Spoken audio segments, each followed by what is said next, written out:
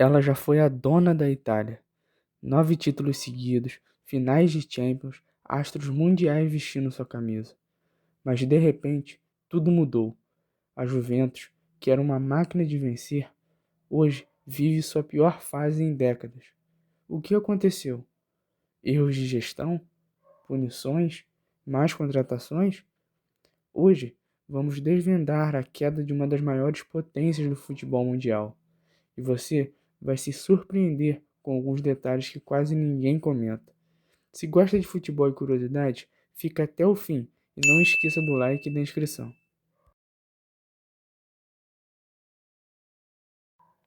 Fundada em 1897 por um grupo de estudantes turinenses, a Juventus não é só um clube, é uma lenda. A velha senhora coleciona feitos incríveis, sendo a maior campeã italiana, com 36 títulos da Série A italiana, 15 Copas Itálias e 9 Supercopas italianas, tendo a maior invencibilidade da Série A, com 49 jogos na temporada entre 2011 e 2012. Além do mais, teve alguns dos maiores jogadores da história, como Platini, Del Piero, Buffon, Zidane e muitos outros. Nos anos de 2010, a Juve virou uma potência global, com um estádio próprio, a tal chamada Allianz Stadium, e uma gestão que parecia imbatível. Mas, como tudo isso começou a ruir? Entre 2012 e 2020, a Juventus foi simplesmente imbatível na Itália. 9 scudetti seguidos, 2 finais de Champions, a de 2015 e 2017, e um time que assustava a Europa. Mas o que fez essa Juve ser tão forte nessa época? A presença do treinador italiano Antonio Conte nas temporadas de 2011 a 2014, revolucionando o clube com um futebol intenso e um sistema defensivo quase impenetrável. A presença também do treinador Maximiliano Allegri nas temporadas de 2014 a 2019, trazendo uma maturidade tática na qual levou a Juve a 2 finais de Champions. Além do mais, contratações certeiras, como a do Pirlo, sem custos, a do Pogba, francês, revelação na época, a do artilheiro Carlitos Tevez, argentino, e uma defesa com Buffon, Chiellini e Bonucci, considerada a melhor do mundo na época. Mas, em 2018, a diretoria tomou uma decisão que mudaria tudo: a contratação de Cristiano Ronaldo. A chegada de CR7 em 2018 parecia um sonho, o maior jogador do mundo vestindo a camisa da Juve.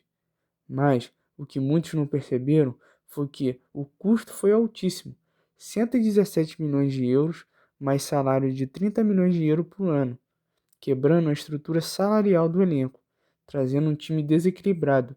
A Juve focou tudo em CR7 e esqueceu de reforçar as outras posições.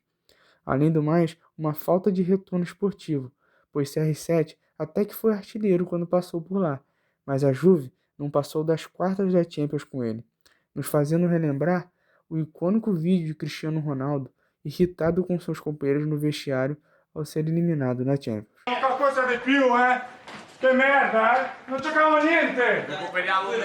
Niente! Tranquillo! Merda! Giocavamo una merda sempre! Io también! Yo me incluyo también, pero no jugamos niente. Tenemos que decir la verdad. Por eso, pero tenemos que jugar en esta partida de Champions. Hay que tener personalidad. Basta, dai. Basta, Cri. Basta, Juan. Quando ele saiu em 2021, o clube ficou com um rombo financeiro e sem um plano B, e o pior ainda estava por vir. Em 2022, a justiça italiana descobriu que a Juventus usava um esquema de capital gains para fraudar os seus balanços. Mas o que é isso?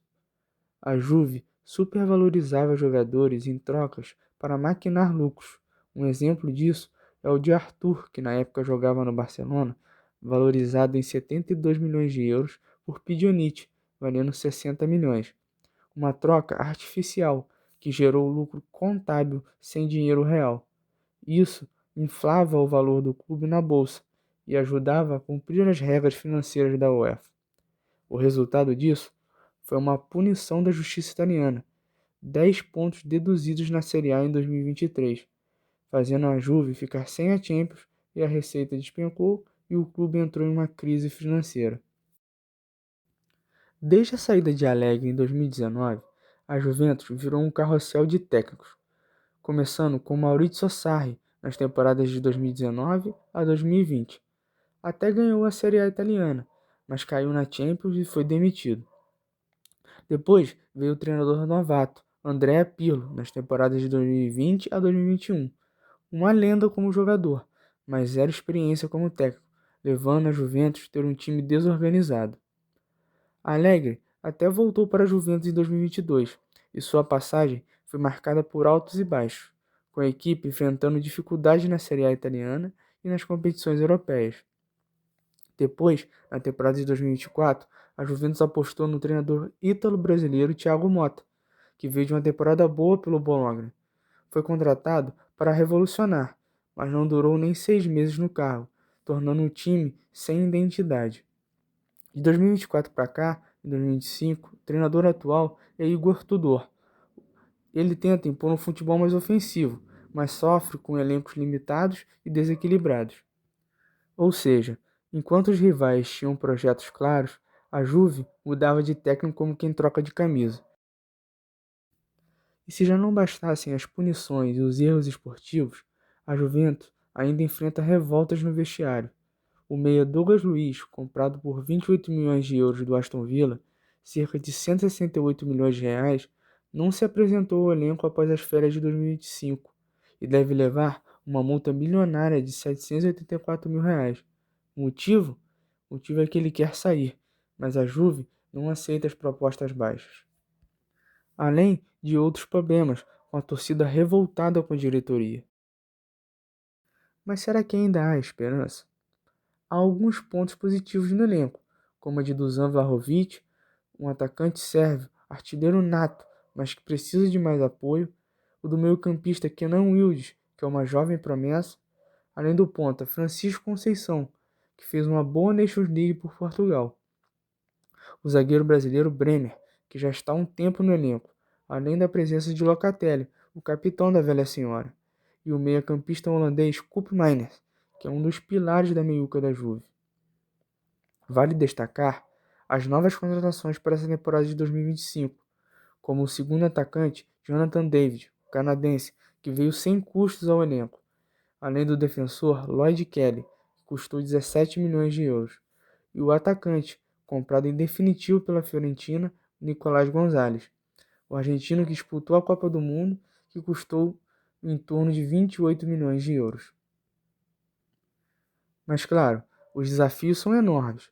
Mesmo com a classificação para a Champions na última temporada ficando em quarto lugar e a eliminação nas oitavas de final do Mundial nessa temporada, a Juve vem com uma base fraca comparada aos seus rivais europeus e não convence, além de ter a torcida e os jogadores descontentes.